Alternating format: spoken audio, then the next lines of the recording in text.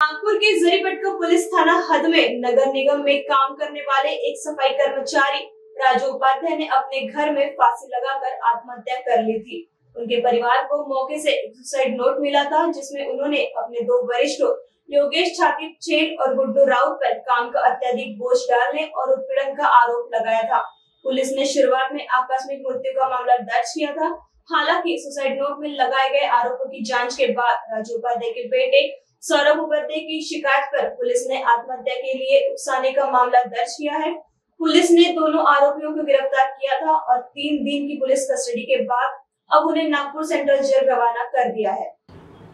दिनांक 6 ऑगस्ट रोजी मयत राजू उपाध्याय जे NMC मध्ये सफाई कामगार म्हणून काम करत होते, त्यांनी त्यांच्या घरामध्ये गळफास लावून आत्महत्या केली। आत्महत्या केल्यानंतर त्यांना घरामध्ये त्यांच्या नातेवाईकांना एक चिठ्ठी मिळाली, ज्याच्यामध्ये त्यांनी त्यांच्यावरती कामाचा खूप प्रचंड बोजा टाकण्यात आला होता।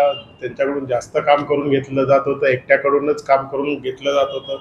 त्यामुळे त्याला त्रासाला कंटाळून त्यांनी आत्महत्या केली असं त्यांनी म्हटलंय। त्याच्यामध्ये त्यांनी त्यांचे 2 योगेश छाती पछेल आणि गुड्डू राऊत हे जे जमादार आहेत त्यांच्या विरुद्ध त्याने त्या चिठ्ठीमध्ये मेन्शन केलं होतं।